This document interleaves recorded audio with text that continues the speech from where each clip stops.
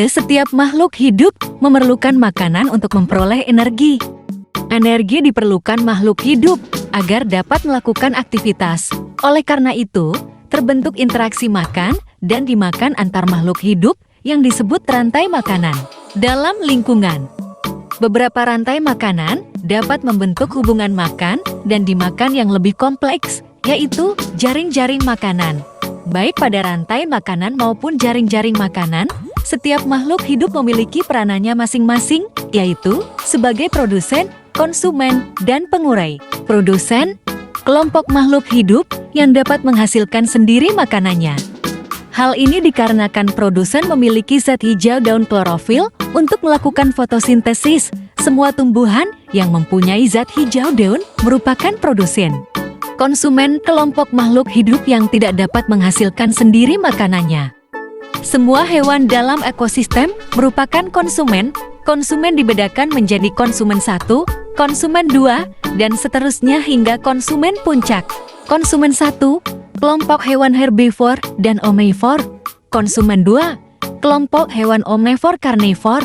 Konsumen puncak, kelompok hewan karnivor yang tidak ada pemangsanya lagi.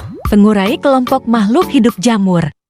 Bakteri, cacing yang menguraikan sisa tubuh makhluk hidup yang sudah mati. Rantai makanan pada ekosistem sawah, padi dimakan tikus, tikus dimakan ular, ular dimakan burung elang dan elang diurai. Piramida makanan.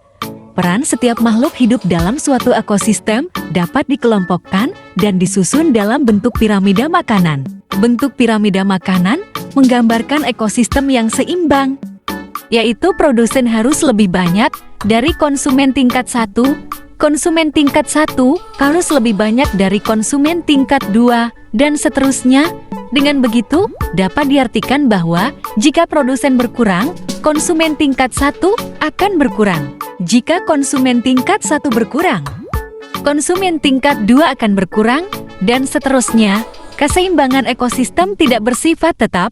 Ekosistem yang seimbang dapat berubah menjadi ekosistem yang tidak seimbang. Bagaimanakah keadaan ekosistem yang tidak seimbang?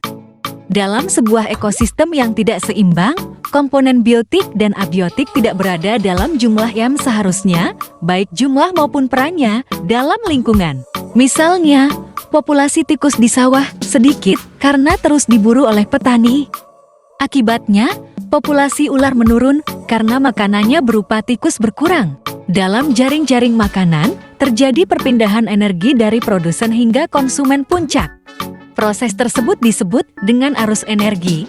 Energi masuk ke dalam jaring-jaring makanan melalui produsen. Hal itu disebabkan produsen mampu mengubah energi matahari untuk digunakan oleh makhluk hidup.